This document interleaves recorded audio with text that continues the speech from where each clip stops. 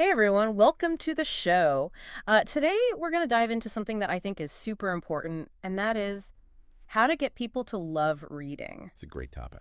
It is a great topic, and whether you are a parent, a teacher, a mentor, or just someone who loves books, Yeah. this is something that I think we think about a lot. Yeah, And we're calling this "How to Nurture a Love of Reading," and we want to make this as practical as possible. absolutely. And talk about, not just what to do, but the why behind it all. Right. Because I think we all know someone who just, they devour books, they love it, Yeah. they can't get enough of it. And we want to figure out what is that magic? Yeah, how do we bottle that up? Exactly. And how do we share it with people that we love? Okay, so let's jump right into it with our first tip. Okay. So our first tip is all about reading aloud together. Oh, I love this one. Right. Yes. So, making it a ritual, whether that's, bedtime stories or just, finding time during the day, whatever it looks like. But reading aloud together is not just about entertainment. No, it's about connecting.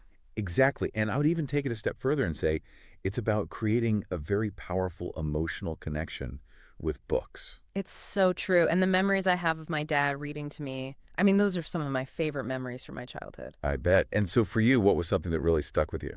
Oh gosh.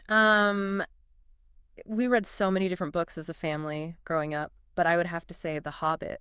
Oh, classic. It is a classic, and I remember my dad doing all the voices, Oh, I bet. for Gandalf and Bilbo and all the different characters. It was amazing. It really brought that story to life. And it creates such a vivid memory, too. It really does. I can still hear his voice, and the different inflections and everything. And that's exactly what we want, right? Mm. Because we're trying to create positive associations with books. Yeah, for sure. So when you have that shared experience, that feeling of closeness and excitement, it actually taps into the reward system in the brain.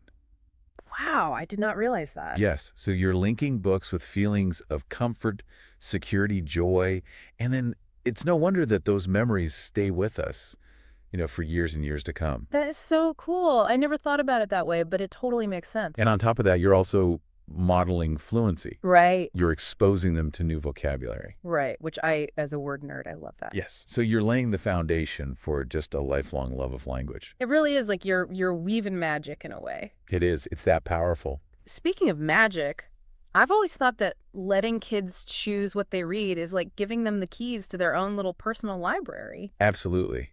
And that leads us perfectly into our next tip, which is all about choice and agency. Because we all know how much kids love to be in control For sure. of things, right? Yeah. And even if it seems like their tastes are changing all the time, Oh, yeah. letting them pick what speaks to them, even if it's a comic book about a talking hamster. Or, graphic novels or whatever it is. Whatever it is exactly, because it's about them making that connection. Right, and discovering their own interests. Exactly. So this kind of makes me think about, how we curate books at home, how we recommend books to friends. How can we offer that same sense of variety and exploration, even with limited resources? That is a great question, and I think libraries are such a gift. Oh, they're incredible. Aren't they? Yeah. The variety that you can find at a library is just incredible, and it's free. I love taking my kids to the library and just letting them wander around and pick out whatever they want. It's so fun to see what they gravitate towards. Yes, Yeah. and you never know what they're going to come home with, Exactly. which is part of the fun. Yes, for sure. Yeah. But I also think that themed book boxes are really cool. Oh, yeah. Those are really popular now. They are, and I think it's brilliant because it's all about sparking that curiosity. Yeah. You don't know what you're going to get, but you know it's going to be within a certain term or a genre. Right. And it's kind of like a little present to yourself. Exactly. Very cool. And you can even do that on a smaller scale at home. What do you mean? So you could create your own little mini themed collections. Yeah. So maybe it's a stack of books about space exploration, I love that.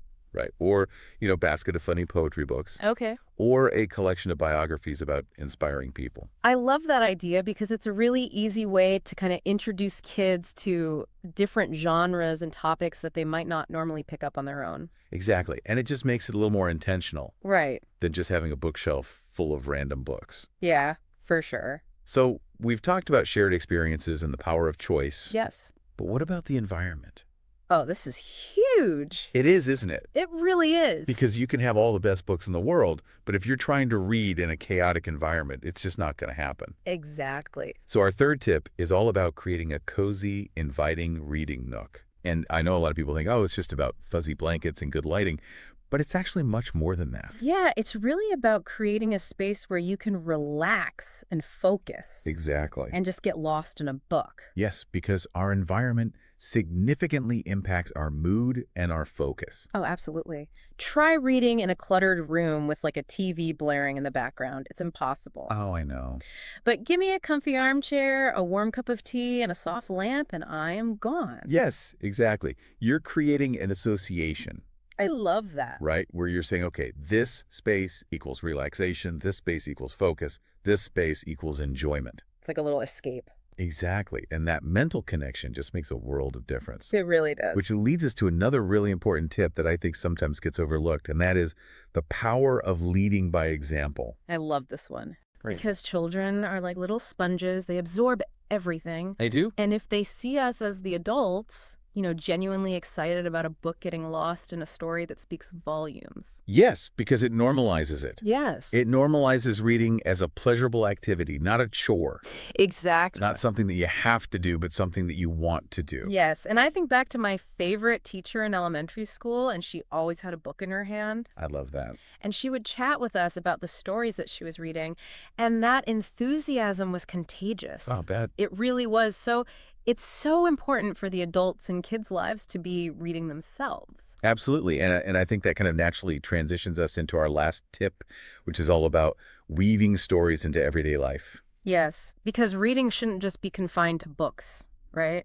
It's about bringing those stories to life. And making those connections. So it could be visiting libraries. Yes. Maybe seeing a movie adaptation of a beloved book. Oh my gosh, yes. Or even just discussing characters or plot points over dinner. Right, like remember that one character who did this and that? I love that. Exactly. And it just makes it feel more like a part of your world. It does. It's not just this thing that's separate. Right. It's Yeah, something that you can experience and enjoy together. I totally agree. And I remember when I was in high school, I read this book about ancient Egypt. Cool. And it just like sparked this whole fascination with archaeology and history. That's awesome. And we ended up planning a whole trip to a museum exhibit on King Tut, Right. all because of this one book. I love that. It was really cool. And it just shows you how powerful books can be. They really are. And, fostering a love of reading, it's a long game. It is. It really is.